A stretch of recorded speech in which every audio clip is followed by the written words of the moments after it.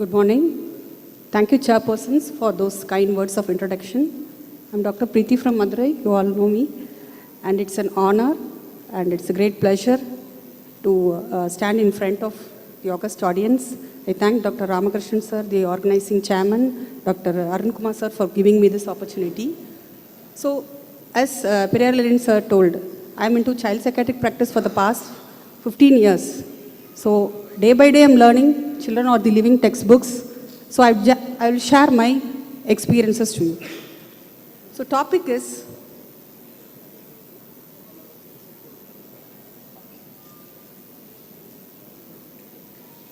my topic today is depression in children and adolescents.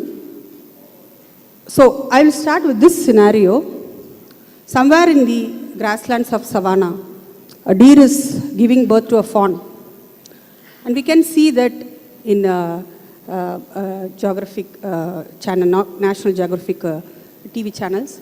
Within 10 minutes, the fawn is able to stand on its feet. And within 1 hour, the fawn is able to move towards its mom and get its feed. The only threat to the fawn are the hyenas and other wild animals. But if we see humans, the developmental age goes up to 25 years. Why is it so? We are programmed in such a way to depend on others as an evolutionary advantage. So if we see the fawn or becomes a deer, and the maximum age is 25 years, but we humans live more longer. But one thing we forget is the vulnerability. The limbic system is more fragile, quickly gets into flight, fright, fight mode. And we also should know when a child with depression comes, we should ask for the ACEs. These are recently discussed more in all the clinical forums. Lot of studies are going on. The adverse childhood experiences. So these are the hyenas in humans. So 25 years is needed for the child to achieve a limbic and frontal balance. When a child gets into distress, the parents support the child and they calm down the limbic system. When that is not happening, the child goes in for depression. So the 10 ACs, I have made a point to ask the 10 ACs when I see a child with depression. So the abuse, physical, emotional, sexual abuse, neglect in the form of physical and emotional neglect, household dysfunction like mental illness in the parent, incarceration in a relative, mother treated violently, substance abuse in the family, and divorce are all the 10 ACs. These are the hyenas we should always keep in mind when we look for a child with depression. The obesity clinic in US, they saw that these children coming to the obesity clinics had a lot of ACEs, and it has lifelong impact in the form of behavior like smoking, drug use, missing work, and other physical and mental health issues like diabetes, cancer, heart disease, broken bones, to name a few. So, though these are the learning objectives, I'm not going to go in depth because time is very limited, and I'm just going to concentrate on how to do a child-related interview in the clinical setting. I will also advise you to download this. This is a freely available textbook, IACAPAP textbook of a child and adolescent mental health. It has a companion PowerPoint presentations. Most of the slides are taken from this. It's very handy and I recommend this. So, childhood depression is a common psychiatric disorder in children and adolescents with significant morbidity and family burden. It's an important contributor of adolescent suicidal behavior and completed suicide, and it's the third leading cause of death among adolescents. School absenteeism and decreased educational attainment are important short-term and long-term sequelae of MDD. MDD is frequently comorbid with other psychiatric disorders, further complicating diagnosis and management. So with this, how children experience and express sadness or depression. We all know that depression is loss of loved object. Also, it can be rejection or failure to achieve. So the process is experiential. They experience the failure. It is cognitive and also it's vicarious. They learn from others. We know the Erikson stage. From 6 to 11 years of age, this is the stage of competency. The child is automatically programmed to compete with others. I'm not able to study well. That child is studying well. When a child with learning disability senses this, and when it goes to the parent, parent says, no, you try hard. You are giving more importance to gadgets. If you put that effort here, you can do well. The child is stuck. So this is one of the ACE. So industry versus inferiority. This is the stage where depression slightly starts. And we all know the mechanism. From caveman period, the person is allowed to be with the group when he is good enough. Same thing happens in children also. And adolescents, if you see, many children will say, in a classmates la odukuranga, in a setuka matranga. All these things we will hear in our clinic. Sorry.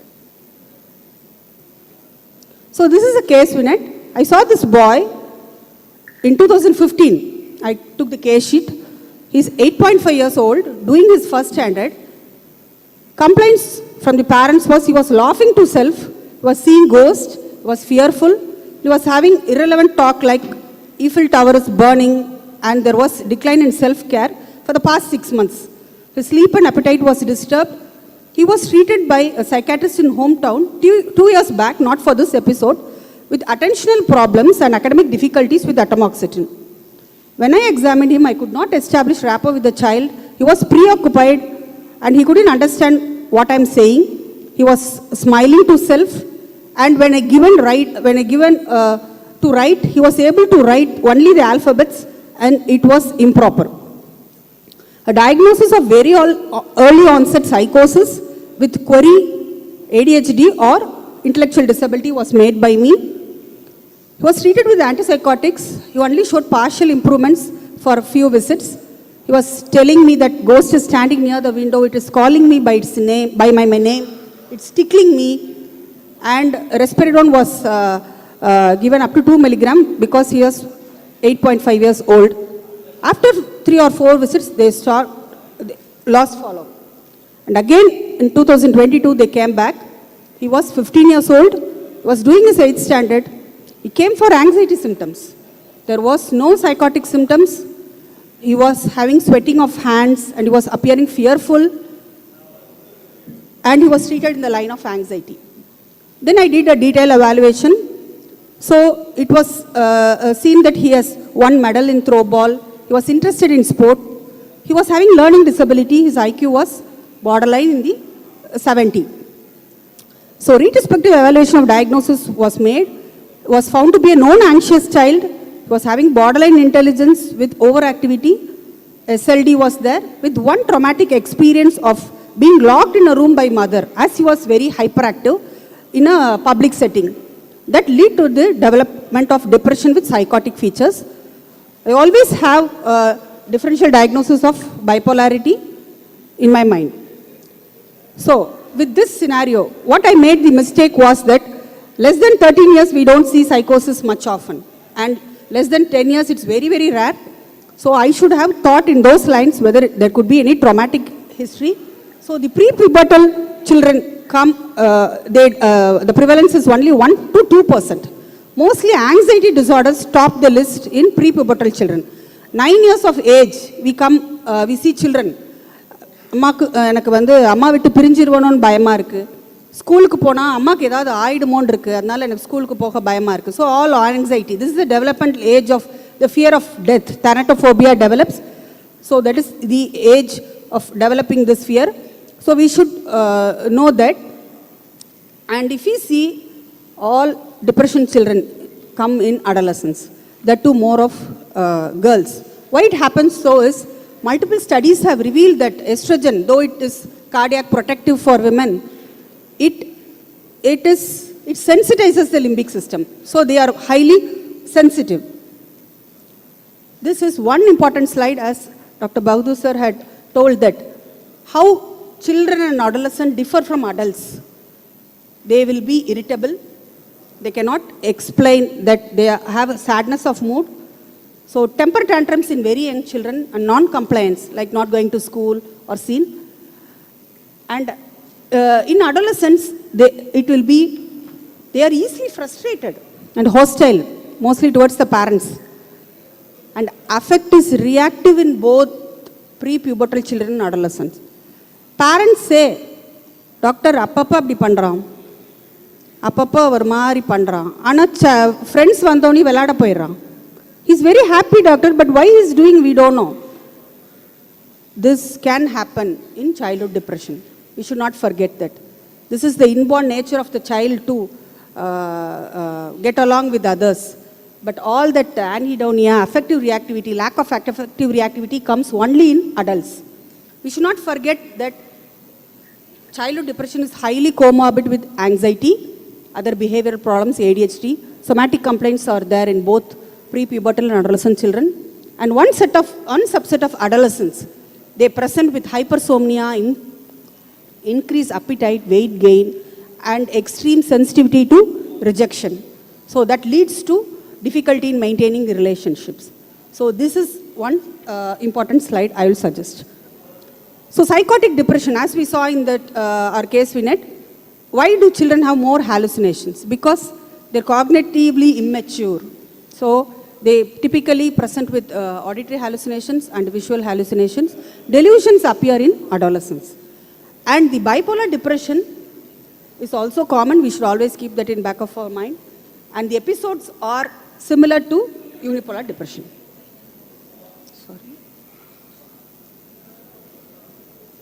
When we see a child in our clinic, we should also keep in our mind whether does a child fit in any of these. Because 2 weeks back I saw a girl, she's doing her 8th standard.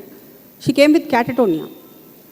And she had significant stressors, like she has learning issues and she's stopping in sports like cricket. And she's ridiculed by others in the class that you are looking like a boy. And sports, cricket lala ni perisa vara mudiyadu. All this had led to develop depression. And the acute stressor came when she was not allowed to play for the state team. And when a lorazepam challenge test was given, then she came out with all these things that was in her mind. Premenstrual dysphoric disorder. Young girls come to us, we miss it. This is the forerunner of depression. When early identified and treated, it can prevent future episodes. So all other things we know. I'm not going into the depths of the etiology. When one parent is affected, it doubles the risk of depression in the child. And when both parents are affected, it gets quadruple. And prenatal factors, maternal anxiety, fear of delivery, all that are important reasons. And paternal depression, especially mother, is the reason for the childhood depression. Family relationship, we have to ask about the psychodynamics. And cognitive style, we may not see children with having all this genetic loading, but they will be having this cognitive diathesis. I have to be perfect. ஒரு நாள் கூட leave போட்டாலும் என்னால் அடுத்த ஸ்கூலுக்கு போக முடியாது doctor. எனக்கு I may be ridiculed in the class, I may be asked to write a surprise test which I will not be able to do. All these cognitive styles, when identified at the right time, we can do lot of work, CBT work, for prevention of depression. So the AC is stressful life events and emotional neglect also plays a role. This is the totally confusing slide. Anxiety disorders, they always top the list. And PTSD, I fear this Chennai floods, what is going to happen with many of the children.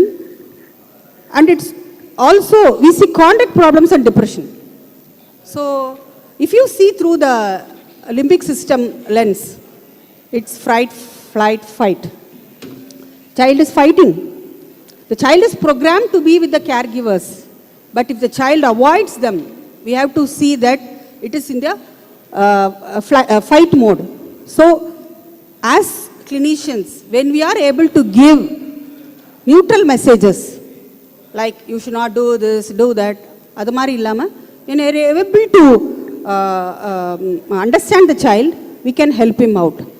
And as we saw in our case, Vinet, the boy had ADHD, LD, and lot of other disorders. So it's always a confusion, and we have to tease one by one out. Homotypic versus heterotypic continuity. Homotypic continuity happens in anxiety disorders. If you see that if a child coming for a GAD at one point of time, at later point the child develops illness anxiety disorder or OCD like that. But whereas heterotypic continuity occurs in depression. They come with the depressive episode one time, then they come with the anxiety episode. It can be concurrent or successive comorbidity like depression with substance use or depression preceding the substance use before 4 years. We are seeing that MDD typically precedes substance use by 4 years. And also conduct problems may persist after remission. And we should not forget that more than 6% of the adolescents go on to develop personality disorders. Borderline personality is the most common. So the mean length, 7 to 9 months. So I followed that boy for 6 months. So we should note that we have to follow still longer. We can also make phone calls and see to that they are doing well. 90% remit in 2 years, 6 to 10% the remission is protracted. There is always risk of recurrence, 40% by 2 years, 70% by 5 years. And they persist into adulthood with 70% recurrence, and 20 to 40% go on to develop bipolar 1 disorder in 5 years. So this is the cognitive diathesis which I told, the perfectionistic attitude and modeling others and highly sensitive. These are the ideal candidates for CBT workup. We should not forget the suicidal behavior, highly common, highly common. 1 in 6 girls have those suicidal thoughts and 1 in 10 boys have suicidal thoughts. The attempts are a little lower, and 60% depressed youth have thoughts of suicide, 30% make an attempt, and we all know the risk factors, family history, previous attempts, aggression, impulsivity, all this should be kept in mind. We are coming to the diagnosis. So major depressive disorder, we should have first 2, either 1 in first 2, but that can be irritable mood also. And 4 or more of the other 3 to 9 symptoms should be present for diagnosing a major depressive episode. Also, when we are diagnosing, we should also ask for the medications. Retinoid, isoretinoic acid, commonly used for treating acne, can produce depression. And withdrawing of stimulants, the child is on treatment for ADHD for a long time, and withdrawing the medicines can also cause depression. Substance of abuse, we have to ask. Infections, AIDS, mononucleosis can cause. Neurological disorders, endocrine disorders, we know thyroid, Addison's, Cushing's, all cause or DD for depression. Migraine is the neurological disorder. Epilepsy are very common, presenting with depression. So this we have to differentiate. We will know once we get to know the child for a long time, we will be able to differentiate it. These are the important psychiatric DDs. So this is one slide which I would stress the PGs to take a printout and attach to the case sheet when we are evaluating. Maybe we will not have a lot of time to do it at one stretch, but when the child comes, we can see whether there is genetic predisposition, what are the factors which is biologically affecting the child, developmental factors, medical, drug related, all this are being summarized. Psychological factors, the cognitive style, conflicts, defense mechanisms. In adolescents, there will be a lot of defense mechanisms coming out, trauma, loss, and the social relationships. What were the predisposing factors? What are the precipitating factors, perpetuating factors? When we find time, when we fill this up, we'll get to know about the child holistically and we can help the child out. Also, we should always ask for the protective factors. The child is good in sports, child good in dance, drawing, all other things will help him. So how to diagnose? We are interviewing the parent, interviewing child. When the child is adolescent, we have to see to that we are interviewing the child first, adolescent first, that he's heard first. Always adolescent think that நீங்கள் என்ன doctor புதுசாக சொல்ல போகிறீங்க, எங்கள் அம்மா உங்கள்கிட்ட சொன்னதெல்லாம் என்கிட்ட அப்படியே நீங்கள் வந்து அட்வைஸ் பண்ண போகிறீங்க. Like that will be there thoughts. Very young children we can interview with the parents. You have to always make a habit of writing to school whether there was any behavioral changes in school, and we are going to see about the tools for assessment and additional assessment. This is the free rating scales openly available, and any of the thing can help to rate the depression. So this questionnaire, this is PHQ 9 for adolescents. I give for any adolescent who comes to the clinic when they are in the waiting room, because it typically has the last 4 questions. The past 1 year when we are depressed or sad, or you have thoughts of suicide, you had made any attempt, like that. We'll get to know when the child is coming for some other problems like substance use. All this will be in the background. So we have to make it a point to give lot of work to be done when they are waiting. So projective test in any very young children, 3 wish test. Our child workup will not be complete without asking this. One child came for school refusal. When asked what 3 wish you would ask if God comes in front of you, he showed my father should quit alcohol. So that was bothering, but we were concentrating on the school part. So we have to do this.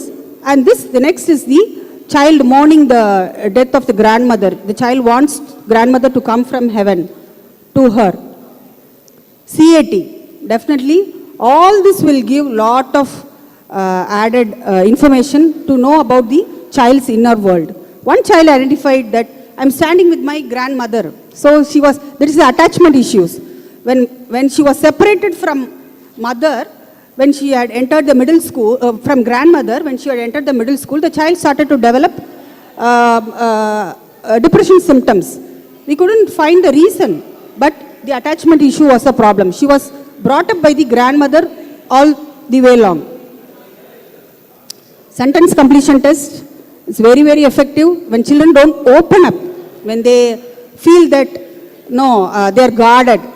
We can just say, if you are not interested to talk, you can write. So this is 2010 case sheet I took from my medical records.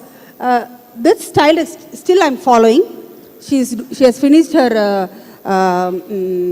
Viscom, and she's actively pursuing a pet grooming course in Bangalore, so which she has written when she was 7 years old. I always wanted to play, watch out movies and go out. I do not like people who treat pets bad. What I want most out of my life is to be happy. The child was brought with symptoms of ODD, acting out in the class, beating others, and my diagnosis was ODD, but I had given it during that time. See, you can see what the child has written is, my father scolds me. When I was a child, I hated my mother. When I see a man and women together, I feel awful. Still now she carries the thing. I will never get married. So very early itself, she had got a feeling that I cannot be with people. Compared with most families, mine is less happy. My mother is not kind. I would forget the time getting scoldings from principal. In school, teachers scold me. My family treats me like an animal. I wish my father was more kind. So all this can be easily brought out when given a sentence completion test. So what works? Robust evidence for medication only in moderate and severe depression. Mild depression, we should always think of CBT and ITP. So in all patients, do a risk assessment. Whether if there is risk of suicide, you have to admit. Establish the severity by clinical assessment, by rating scales. Build rapport, psychoeducation to the family, self-help, and other healthy lifestyle techniques should be taught. So We'll go with CBT and ITP. CBT, we know that the thoughts, feelings and behaviors, they go hand in hand, and we can give regular sessions for CBT workup, but that is not very possible in our busy OPDs. We can try this IPT. This is the CBT. In ITP, it is similar to CBT, but we concentrate on the present, that is the interpersonal conflicts, loss of social support that is leading to depression, and improvement of the interpersonal skills. How, when parents are educated, நீங்க குழந்தைக்கு grades பத்தி பேசாதீங்க, you don't trigger her limbic system. So if we say that, they get to know that, and some help can be done and increase the enjoyable activities. So this is the thought bubble which we can give to the child. So when I felt sad when Anna sat with Maria this morning on the bus instead of me. Okay, when I felt sad, these thoughts raced through my mind. I can't think of any reason she should do that. Looks like I lost another friend. Must be something wrong with me. So these are all the things the children silently suffer, and it needs to be addressed. You also can say that when the child has fear attending school, we can say that this Chester is the cat which feels anxious. So it gets headache, it gets big eyes, it can't talk, shaking legs and all that. And how do you feel when you go to school? So we can see the child can be made to mark on that, and we can train progressive relaxation techniques. So we can also train child for in and out, which are in my control, out of my control, and what should be done. And always, as Dr. Shweta discussed yesterday, gratitude jar, which the child is always grateful for. So CBT-based plans, choose the best thoughts, stop doing that, don't help, calm your body, make a good plan. And sometimes I use this, most of the times I use this biofeedback, it's very easily available in the market. The stress, when we see that, tell it to the child that the child is stressed, illa doctor, stress la kadayad. And when we put on this biofeedback, the stress level shows, it's a galvanic value, as Dr. Vikas was telling. So, certain things we can definitely use in our clinic. And after this, when we give progressive relaxation or visual imagery, videos, which calm down the mind and find the stress level, when it drops down, the child can understand, okay, something is going on in my body, so I'm behaving like this. This is the app I usually tell to children. I'm Vaisa, this is the app. This is a penguin, and it's a mental health app. So it chats with the child. So like this. So what we can see here, chat. So I'm not feeling good. So what happened? The app asks, and it suggests some relaxation and deep breathing techniques. All that Vaisa will do. So for few children also, I've used this VR goggles, Oculus, for children who are avoiding school. I'm also using them to create a virtual reality of a classroom, and I'm yet to see more children for that. So medication, we should not forget that it's a strong placebo effect. So we should not jump into medicines when we see a child with severe depression. Because what I see is, when we diagnose a child with depression, parents think, okay, she has got a psychiatric problem, he or she has got. So they will put on medicines. But what are the ongoing stressors? Parental fights, all that. So we should not jump into giving medicines. And just a placebo can be given. But if we see that if the child is not sleeping, we can give melatonin, so that good night sleep can make the child to feel better. So key aspects of informed consent is also needed, and SSRIs are the only drug of choice for fluoxetine more than 8-year-old and escitalopram in the adolescent. So this is the initial dose and the target dose we all will be using. Then fluoxetine, the TADS trial, that is the treatment of adolescent with depression study survey. With many number of adolescents, it has been tried, more than 600 adolescents. The NNT, need to treat, was just 3 to 5. 1 out of 5 got benefited. So it has very good result. So we should not shun away from using antidepressants in adolescents.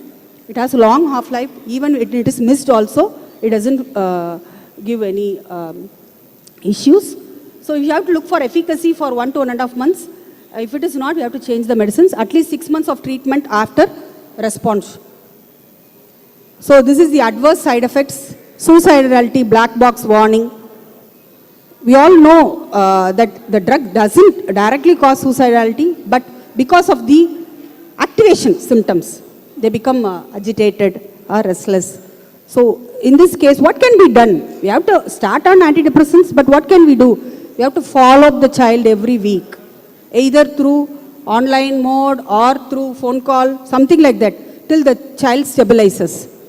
Some may have manic switch and others, but many of the others have very less side effects, and we have to always ask in detail about each and every side effects.